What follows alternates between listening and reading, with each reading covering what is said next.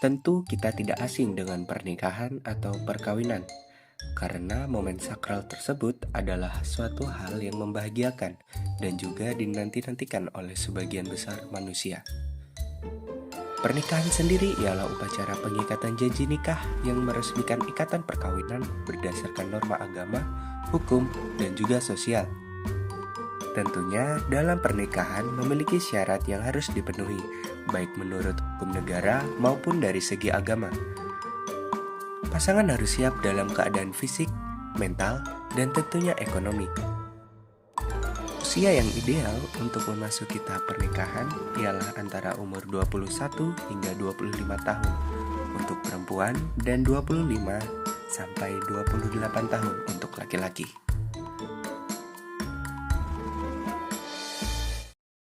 Namun, di luar sana masih banyak praktik pernikahan dini, yaitu pernikahan yang melibatkan pasangan di bawah usia 17 tahun. Seperti contoh di awal video tadi, pernikahan dini di Kabupaten Madiun, di mana adat dan hukum agama kadang-kadang juga terlibat. Fenomena pernikahan dini cukup merajalela di Indonesia, terjadi baik di desa maupun di kota. Lalu, bagaimana sih fenomena ini bisa terjadi? Apa saja faktor-faktor yang mempengaruhi dan bagaimana kita harus menanggapi fenomena ini? Untuk itu, kami akan membahas hal-hal yang berbau pernikahan dini yang sering kali terjadi. So, stay tune.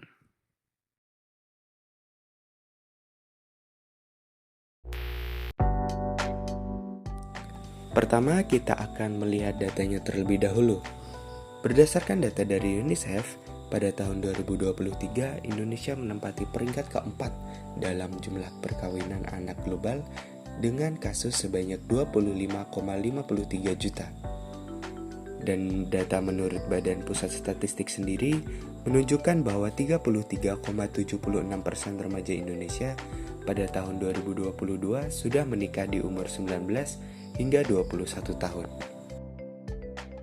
Kemudian, sebanyak 27,07% generasi muda di negara ini mencapai usia pernikahan pertama antara 22 dan 24 tahun. Selain itu, 19,24% remaja berusia 16-18 tahun pun memutuskan untuk menikah. Pada realita di masyarakat, perkawinan di bawah umur di Indonesia banyak dilakukan oleh anak perempuan. Perbandingannya sendiri 1:9 anak perempuan menikah di bawah umur. Sedangkan untuk anak laki-laki perbandingannya 1:100.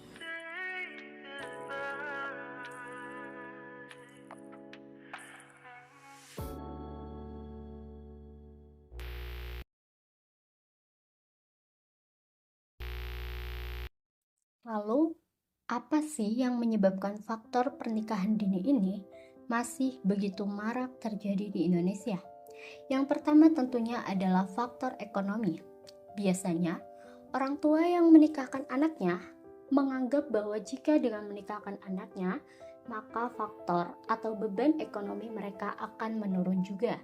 Yang kedua adalah faktor orang tua, di mana orang tua merasa takut jika nanti anaknya akan terjerumus ke dalam suatu hubungan yang tidak sehat.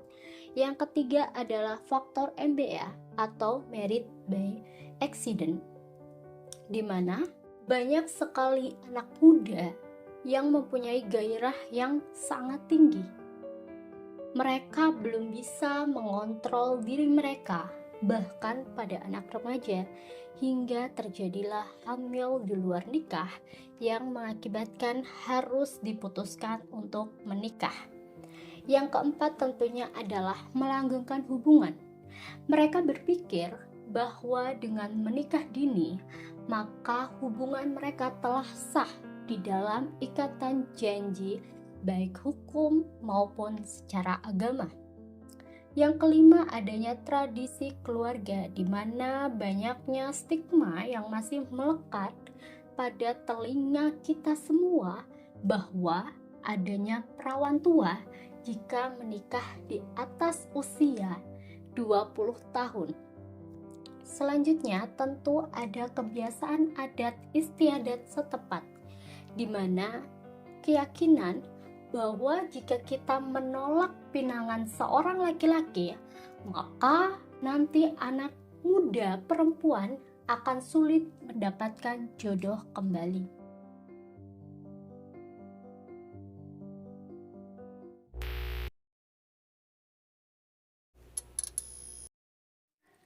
Mari kita beranjak untuk menganalisis kasus yang ada di Madiun. Kelompok kami mengambil suatu kasus pada Kabupaten Madiun, yaitu dari tahun 2022 Januari hingga tahun 2023 Januari, tercatat ada 250 anak atau 125 pasangan di bawah umur melakukan pernikahan yang tersebar di 15 kecamatan. 125 anak perempuan yang menikah, 47 diantaranya hamil di luar nikah, dan mereka hamil saat masih berstatus sebagai pelajar. Dan mereka malu untuk melanjutkan sekolahnya. Kategori pendidikan kebanyakan kasus pernikahan anak di bawah umur terjadi pada pelajar SLTP dan SLTA. Hal ini tentunya memprihatinkan karena mereka yang masih muda dan harusnya berjuang menggapai cita-cita, namun malah membangun rumah tangga di bawah umur yang masih sangat belia. Adapun motif pernikahan di bawah umur di Kabupaten Madiun rata-rata karena masalah ekonomi dan juga sosial serta pergaulan bebas.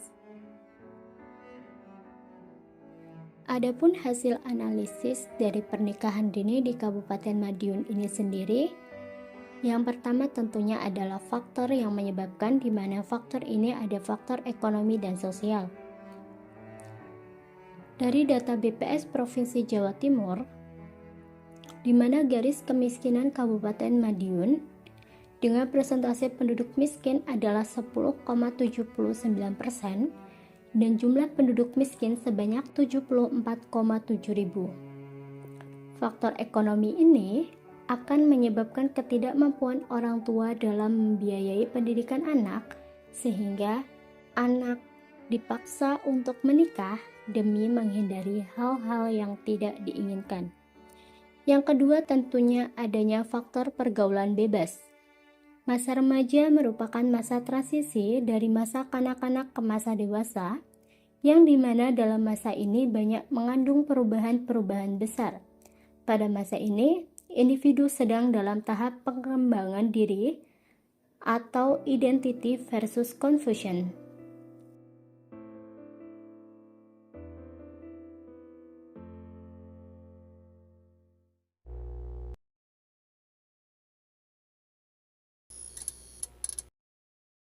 Selanjutnya, ada dampak pernikahan dini.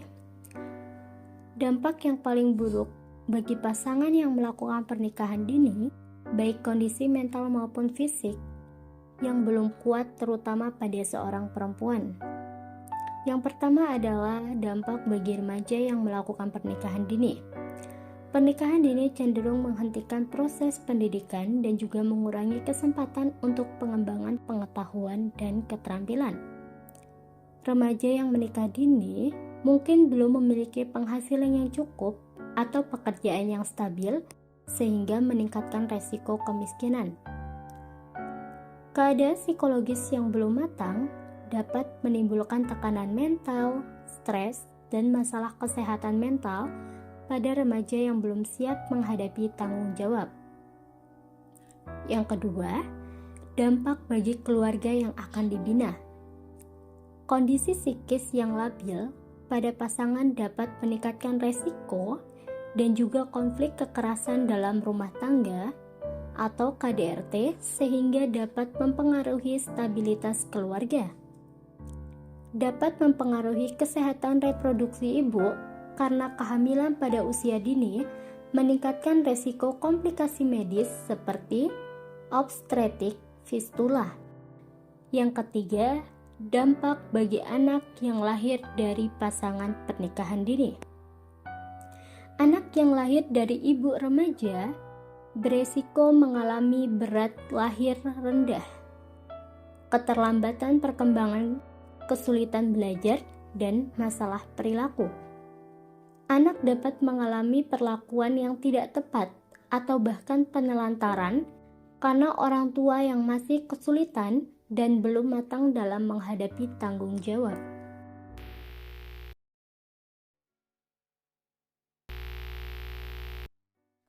Lalu, bagaimana kebijakan pemerintah dan instansi dalam mengurangi pernikahan dini? Yang pertama tentunya ada program Kampung Berencana atau KB Keluarga Berencana, yaitu program yang diluncurkan oleh Kementerian Kesehatan dan Badan Kependudukan dan Keluarga Berencana.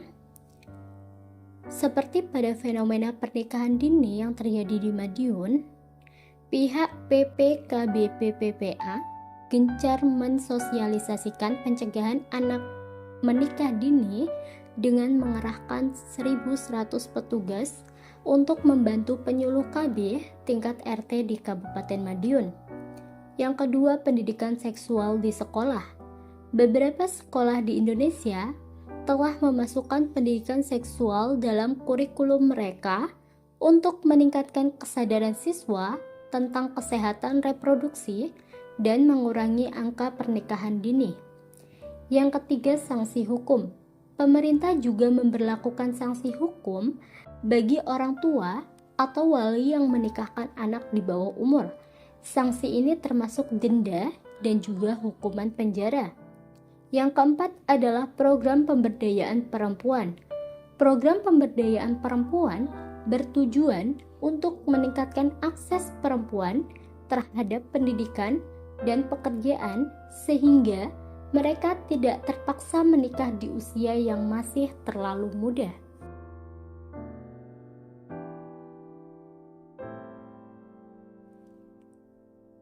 Selanjutnya, bagaimana pencegahan yang bisa kita lakukan sebagai masyarakat? Tentunya yang pertama yaitu kita harus fokus pada pendidikan, termasuk pencapaian pendidikan formal dan pengembangan keterampilan, sehingga kita memiliki landasan yang kuat untuk masa depan. Terhalang karena faktor ekonomi. Di luar sana, kita bisa membayangkan bahwa masih banyak loh beasiswa pelajar bagi kita yang masih mau berjuang. Dengan meningkatkan nilai yang ada di dalam diri kita dapat menghantarkan ke masa depan yang lebih baik. Yang kedua tentunya adalah dukungan psikososial. Ini sangat penting dan juga harus dilakukan oleh keluarga atau teman terdekat bagi yang berpotensi untuk melakukan pernikahan dini. Dukungan psikososial bagi anak dan remaja melalui pelayanan kesehatan jiwa, konseling, dan program-program pengembangan diri. Kita juga bisa melibatkan diri ke komunitas lokal untuk menciptakan lingkungan yang mendukung perkembangan positif anak-anak dan juga remaja.